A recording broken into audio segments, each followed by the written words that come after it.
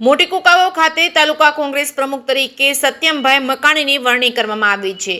કુકાવાવના નાગરિક સરાફીસ મંડળી ખાતે કોંગ્રેસ પક્ષ દ્વારા કોંગ્રેસના નવા પ્રમુખ સત્યમભાઈ મકાણીના પદ ગ્રહણ કાર્યક્રમનું આયોજન કરવામાં આવ્યું હતું, જેમાં કોંગ્રેસ પક્ષના પૂર્વ ધારાસભ્ય પરેશ ધાનાણી તેમજ અમરેલી જિલ્લાના કોંગ્રેસ પ્રમુખ પ્રતાપ દુધાત દ્વારા સૌને આગામી ચૂંટણીને લઈને ચૂંટણીલક્ષી કામગીરી બાબતે વિવિધ માહિતી આપી કર્તવ્યનિષ્ઠ કાર્યકરોને જાગૃત બની જાગૃતતાની પણ હાકલ કરી તે વિસ્તૃત ચર્ચાઓ પણ કરવામાં આવી। આ પ્રસંગે કોંગ્રેસ પક્ષના લોકસેવક એવા સ્વ રવજીભાઈ લીંબાભાઈ પાગડાળ તેમજ પૂર્વ પ્રમુખ સ્વ કાનજીભાઈ વસાણીને યાદ કરી 2 મિનિટનું મૌન બાદ શ્રદ્ધાંજલિ અર્પણ કરવામાં આવી હતી। કુકાવાવ વડિયા તાલુકાના કોંગ્રેસના કાર્યકર્તાઓના ઉત્સાહ અને નિષ્ઠાપૂર્વકના કામો તેમજ પૂર્વ તાલુકા પંચાયતના પ્રમુખ એવા રવજીભાઈ પાનસુરિયાની કામગીરીને પૂર્વ ધારાસભ્ય પરેશભાઈ ધાનાણીએ હૃદયથી આવકારી હતી। આ પ્રસંગે ધર્મેશભાઈ પાનસુરિયા તેમજ શિવાભાઈ ડાભી તેમજ હકાભાઈ તેમજ અરવિંદભાઈ ડોંગા, જુનેદભાઈ ડોડિયા, અમરુભાઈ તેમજ મધુભાઈ તેમજ બાબુભાઈ હિરપરા,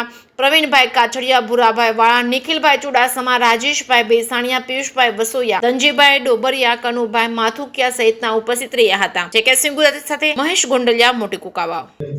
પ્રદેશ કોંગ્રેસની આદેશ મુજબ સ્થાનિક સ્વરાજના ઇલેક્શનમાં તાલુકા સંગઠનને મજબૂતી સાથે તાલુકા પંચાયતનો ઉમેદવાર, જિલ્લા પંચાયતનો ઉમેદવાર અને આવનાર દિવસોની અંદર લોકોને સમસ્યામાંથી કેમ બહાર લાવી શકાય એની વિચાર વિમર્શ સંવાદ કાર્યક્રમ કુકાવાવ ખાતે આવ્યો છે। આખા જિલ્લાના પ્રવાસમાં ગઈકાલે કુંડલા શહેર તાલુકો, આજે કુકાવાવ, બપોર પછી બગસરા શહેર તાલુકો અને એ પ્રમાણે રાજુલા, જાફરાબાદ, લીલિયા, અમરેલી અને બાબરા અને લાઠીમાં અમારો કાર્યક્રમ પૂર્ણ થવાનો છે।